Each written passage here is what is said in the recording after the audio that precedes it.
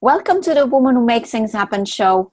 My name is Agnes van Rhijn, and I'm a life and business success mentor to female entrepreneurs and small business owners who want to be successful, whatever that means to them, but on their own terms. Today at the Woman Who Makes Things Happen show, it's my privilege to be interviewing Lis Allen. Liss has an extremely varied career, working in diverse roles and organizations such as the NHS, sorry for that, the House of Commons and BBC Radio. She has her own coaching and speaking business. In 2013, she created the Vagina Dialogues, a unique event for all women to come together and discuss, share their views and experiences of motherhood and being mothered. Most recently, she has held the inaugural men-only equivalent talk at Bollocks. She also is currently writing a book on mothering. Welcome to the Woman Makes Things Happen show. How are you, Liss? Thank you very much, Agnes. I'm extremely well, thank you. And I love the delicate way that you pronounce the names of my events. The French. Me being French and not completely fluent in that type of terms, you can say it again the right way. No. It sounded beautiful how you said it. Hello, thank you for having me. You're welcome. So tell us more about you. You and I have been seeing each other quite frequently lately, but the other people who are just listening or viewing this show don't know you. Right. So tell us more about you. Oh, Lord, where would you like me to start? Where you want. Let's jump in the middle. I started my coaching and speaking business back in 2008. I had been working in a couple of roles in the NHS, and I decided that I wanted to train as a stop smoking advisor, because having been a smoker myself years ago, I've just thought that that's one area that I could make a difference. I'm also a trained nurse, although I don't practice anymore. I've let my qualification lapse. So I trained to be a stop smoking advisor, and then I realised I was frustrated because I was being asked to sort of stick a patch on somebody's arm or give them some gum to chew, but I wasn't dealing with the real issues that were causing them to smoke. So that's when I decided to do my training in order to be a coach and hypnotherapist and so on. So I started my own business in 2008, and then I quickly realised a lot of the issues that clients were coming to me about stemmed from way back in their early childhood, as indeed that was the case for me. It's the case for all of us, Of course. Absolutely, stuff happens to us when we're little, and we can't deal with it when we're little, so it gets shoved down, and unless we deal with it, it's still there. So of course clients were coming to me with these deeply buried issues, and I'm helping them one-to-one. But I thought, there has to be a different way of doing this. One-to-one is great, and there has to be a different way. So I decided that I would start running events, and for me it's a great format, because you can be in the room and in my events anyway, you can be in the room and you can listen to the conversation that's going on, either between me and another participant, or something that I'm presenting to the group. You don't actually have to say anything, but you can't unhear something, so you hear. And it's extraordinary how somebody else in the room stands up and says the very thing that you as an individual might be needing to hear. We're all dealing with very similar issues. So I run these events, and it's a great way of reaching more people, and just doing one-to-one sessions. That's if you because I happen to know a little bit more about what you mean by that. Yeah. But if you were to explain a little bit more around what those events are, how do they unfold? What are you doing? Okay. Well, the Vagina Dialogues is, as the name suggests, it's a conversation amongst women. And the sign is back into mothering. because we all had a mother who affects us profoundly in who we become as women. And so the event itself, first of all, I present some information, some of my intellectual property, some of my learning, some of my professional expertise, and a little bit of my own personal experience. And then I open the conversation up, and people can join in as they wish or just listen. So it's very experiential. It's not a show. I have to say that. People, you see, I called it the Vagina Dialogues on purpose, for very careful reasons, a number of reasons. There is a production, a play in the UK called the Vagina Monologues. Yes, yeah, I heard of that one. Yeah, and people confuse it with that, but that's fine by me, actually. But the Vagina Monologues was interesting because it's a professional play written by playwrights. You buy your ticket and you go along, and it's delivered by actresses. You're not sure which actress you're going to get. So I liked that idea, because when you buy your ticket for the Vagina Monologues, you're buying the content, the material, rather than a personality. And I like that. And so I called it, my event, the Vagina Dialogues, along those lines, really, because, okay, I'm presenting it at the moment, but eventually I want to franchise this and somebody else run the Vagina Dialogues in their area, sort of like, replicate me in a different part of the country or world even. So that's why I've called it the Vagina Dialogues. I had no idea, Agnes, that it would cause such a stir. It's been very, very interesting.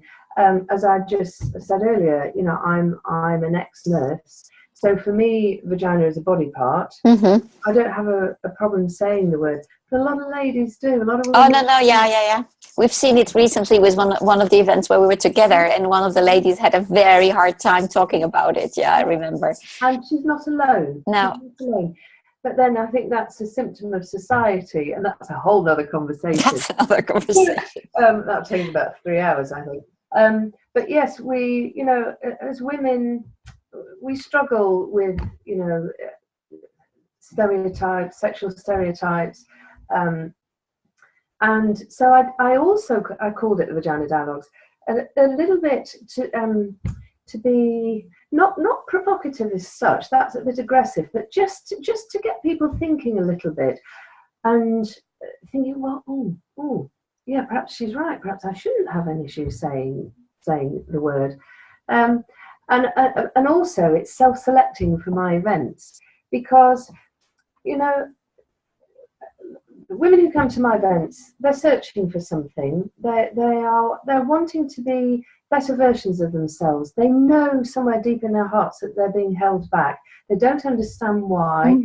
They're scared to look, and so my job is to create a very safe place for women to come along and know that they're safe to look, because they're in a room with a bunch of other women who are in the same place, literally and metaphorically, and that actually looking at yourself is the only way to obtain any sort of freedom at all. Because if you keep the childhood stuff buried, then you're never free of it. And I speak very personally from that place, because I hit 40, and I've got to go back slightly further. I went to university when I was 18, and I studied psychology, social anthropology, and English language and literature, because I didn't quite understand the world I was living in, and I wanted to understand it more. So I've been on a lifelong journey of study, and if I'd followed my aspirations when I was at university, I would have become a journalist, because I really bought into that idea that the pen is mightier than the sword, that words are very powerful. Oh, absolutely. Yeah. and writing and conversation has to be the way forward, not war and all that stuff. But I got knocked sideways. Life has a habit of getting in the way when you've got other plans.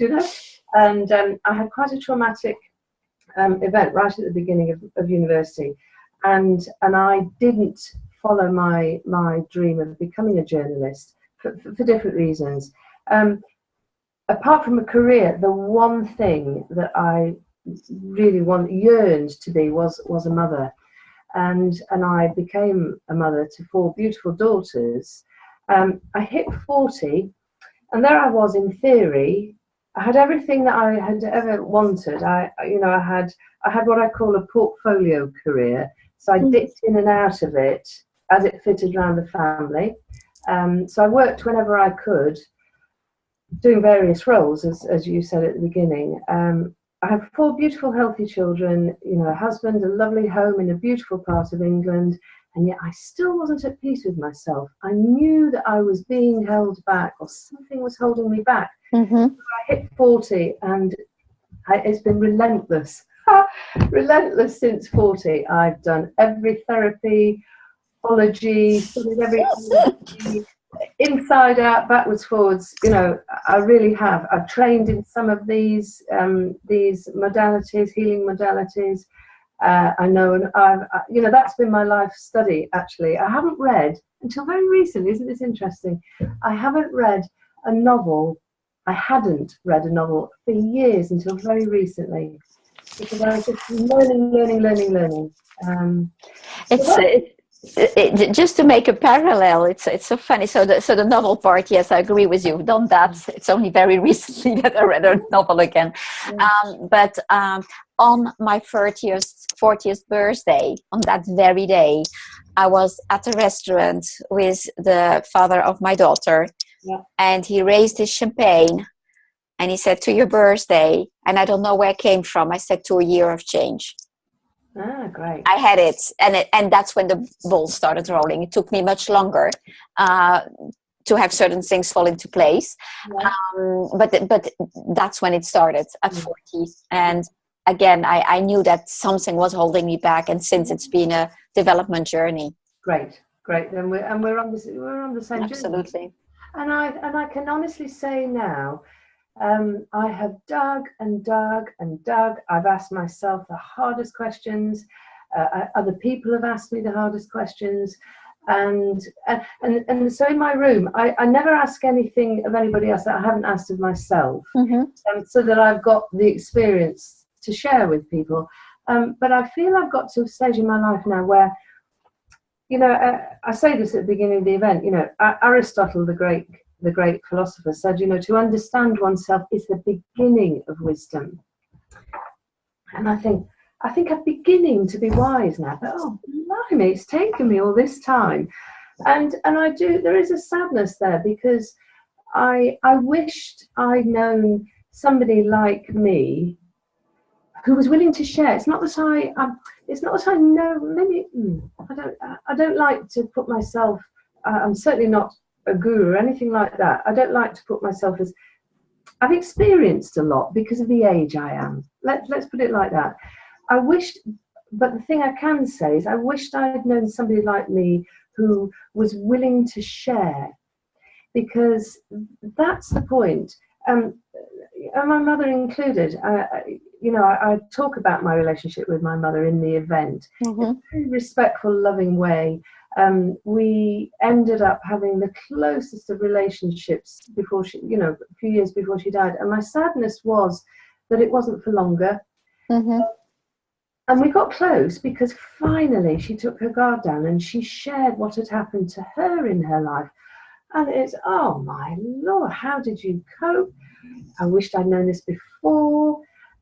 She seemed to think that she had to be Mrs. Strong for me and not let her guard down. And I didn't know her. I didn't know who she was until quite late on in her life.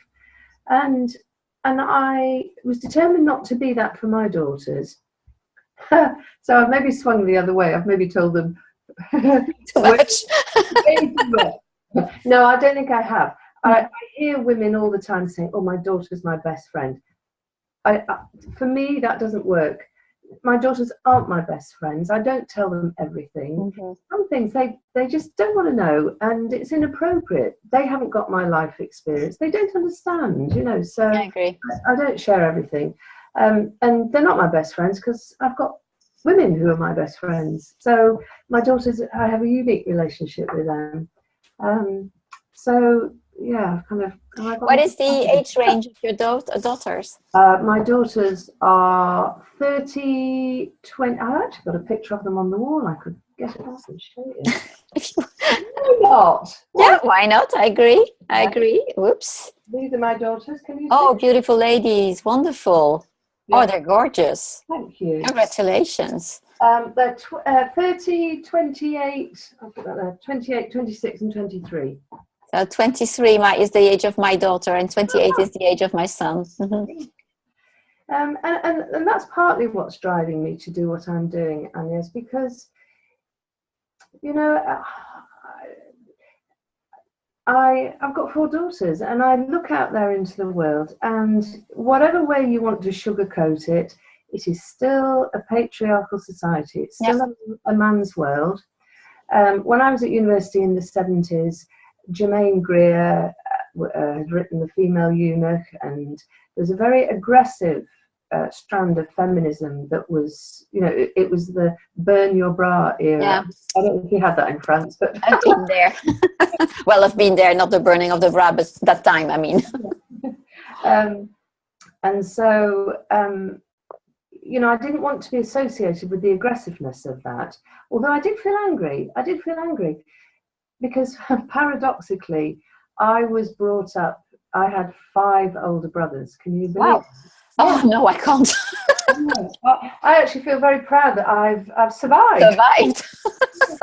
But isn't it interesting? Because I had 5 older brothers, literally grew up in a very male-dominated society, home.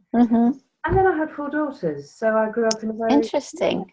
Very interesting. So I've got a lot to say, as you imagine, about gender. But I was getting very mixed messages from my own father.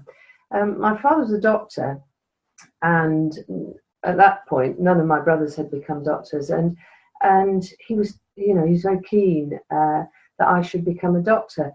So I'd be getting this message one minute saying, yes, you're clever enough, you could be a doctor.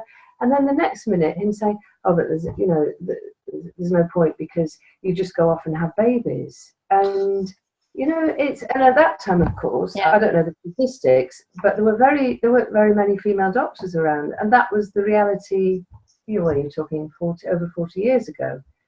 So things have changed now, happily. But I was already getting a very mixed message. He was my own father saying, oh, well, you can't do that because you're a woman and you just go off and have babies, you know. So it's very, very interesting. Liz, I would like to rewind a bit because of the theme of this show, The Woman Makes Things Happen.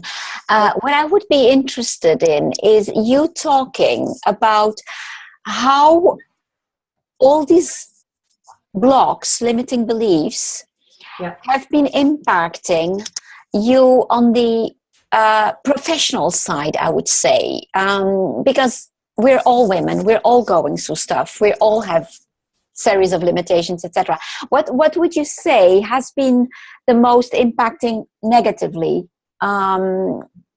your own professional journey and how it developed?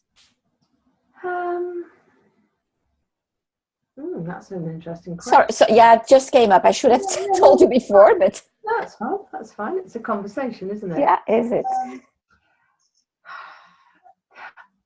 That's an interesting one. Well, I think I could recount a conversation I had fairly recently, actually, with a professional speaker and trainer who's already well established in the corporate world. And I'm not quite sure if I'm answering the question, but hey-ho, it does have some relevance, I'm sure. We were talking about what we shared in our presentations and professional boundaries, and we had very different ideas on boundaries and professionalism and what was sharing, what was appropriate to share, what could be misconstrued as therapy. And we had a very interesting conversation, because it was clear that I was much more willing to share emotional stuff, for want of a better way of putting it, emotional stories. And he was telling me, no, that's not professional. That's not professional. And I thought, no, this is, I will have to agree to disagree, because, I was looking at that idea, that concept, way back when I was a nurse in my early 20s, running a ward with very ill and dying people on the ward. You have to be very professional in your behaviour, but you also have to be human. I feel you have to, well, it's a balance, isn't it? And I think we've lost that balance between professionalism and being a human being in all areas of industry and commerce. So I hope I'm answering it a bit of a roundabout way, but I think the biggest barrier for me as a woman is being told that you should present your information like this, and that's not professional, and this all loose term here, corporate stuff. I just don't buy into that. I think if there is such a thing as I think we've been channeled down a male way of doing things, and there's a different way. There's a much gentler, is it more feminine? I don't know if it's a matter of being feminine or not, but it's very interesting what you're bringing up, because I had that discussion only a few days ago with one of the ladies of the Athena network. I think that there is something around the fact that you are mentioning, which applies to me as well, is that we meanwhile have a certain life experience, therefore business experience as well, but therefore also development, a personal development process journey that has led us somewhere else. So I'm positively surprised that you say that at a quite early age you already discovered the need for, showing more human aspect, etc. Maybe it had to do with nursing, I don't know, or the context you were in. Absolutely. I must say that myself, indeed, it's only recently, I would say 10 years ago or something, or probably even less, that I've started accepting that being vulnerable is not, giving a stick to beat us, but just being true to ourselves. Yes. But it does require that you have a understanding, or at least to a certain degree, of who you are. Yeah. And what is okay for you, what is not okay for you. And that discussion I had recently was with a very young person who had indeed a whole system of beliefs around what was okay to do, what was not okay to do, because of her age, because of her being a woman, etc.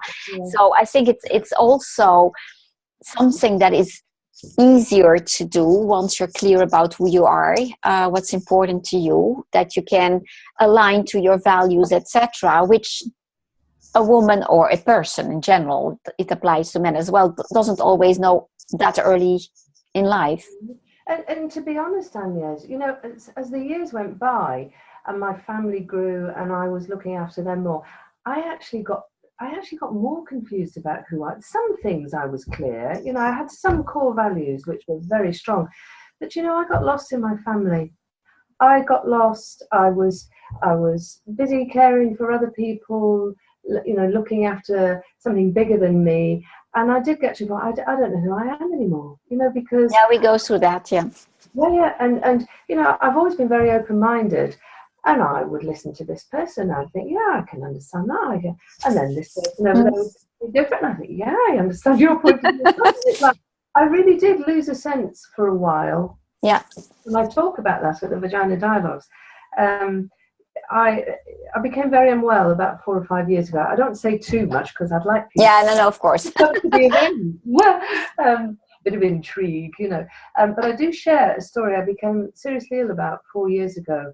And I openly say, and I talk about this in the event, we we're not sure we discuss mental. Well, it depends. You see, I was about to say we discuss mental health.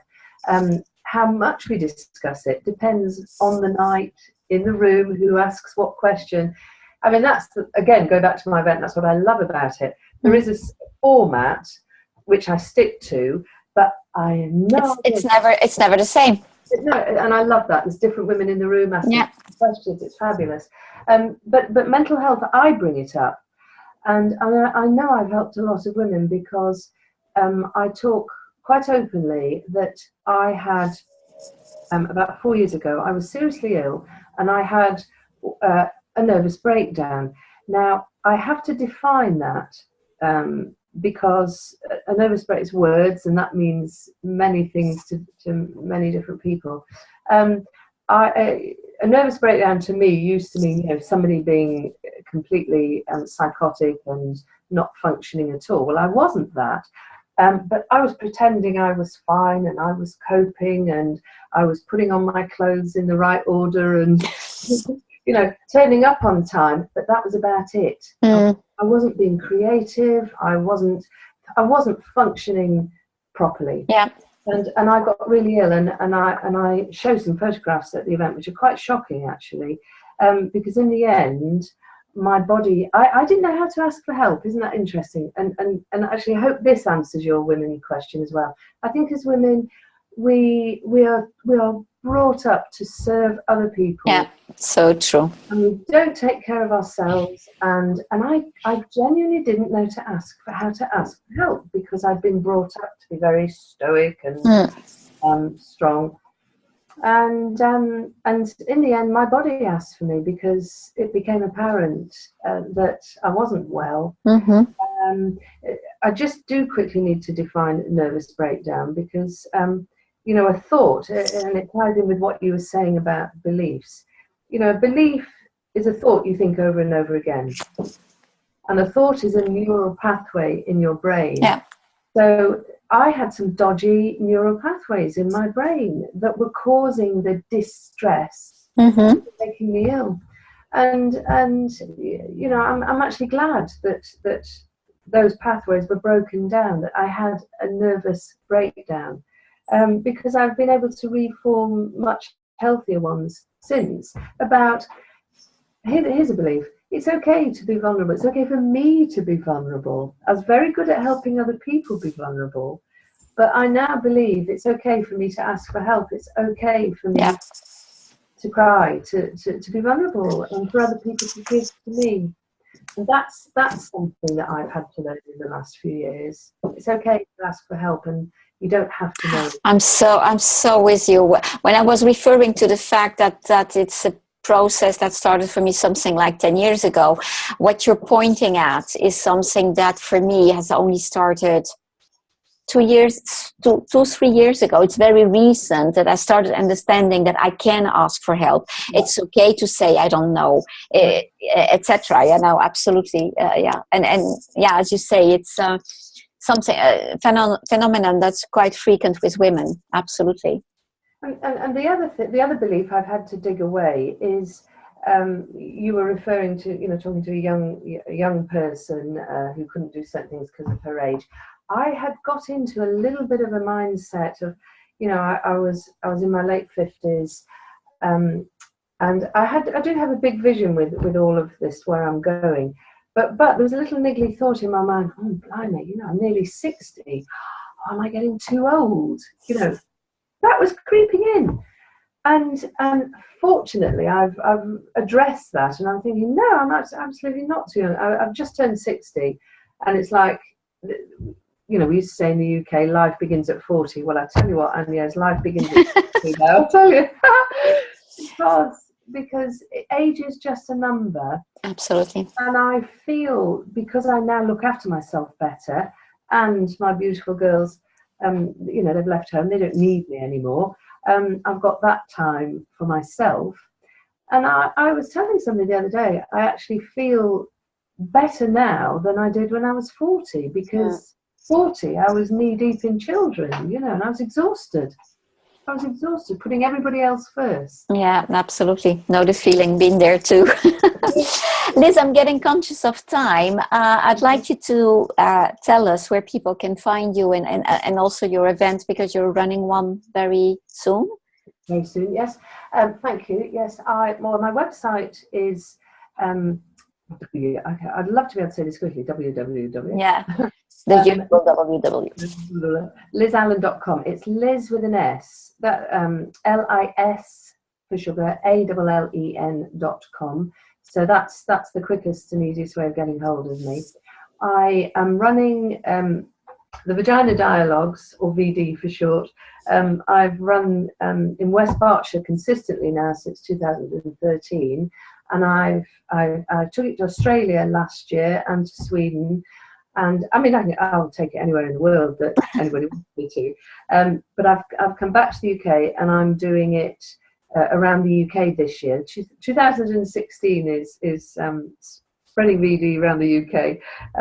So London, the next event is next week. Bristol is July. August is Glasgow. September is Basingstoke. October is Sheffield. November is Dundee. But I'm adding more dates because locally in West Berkshire, people say, "Oh, I'll run another one." I'm going to be slotting dates in all the time, so people check in with the website. I was going to say, I suppose they can find all the dates on your website. Okay. Next Tuesday, June the 28th, it's Tuesday evening. It's in Mayfair, Berkeley Street, which is just off Piccadilly. It's the street opposite the Ritz. So 28th of June, 7:30 till 10. Yeah, love to see you there. Excellent, excellent. Liz, I've really enjoyed this conversation. Thank you so much. It gives another light to our life as a woman and as a mother in particular. Thank you so much. Well, you and I will meet soon, that's for sure, no problem. Yeah. And for the listeners and the viewers, if you want to be in a if you are in a stage, where you would want to reinvent your life and connect better to who you are, and give a different turn to your life, you definitely can book a complimentary discovery consultation with me on my website, being the usual www.agnesvanrijn.com, and that is ANYESVANRHIJN.com. Thank you so much. Bye.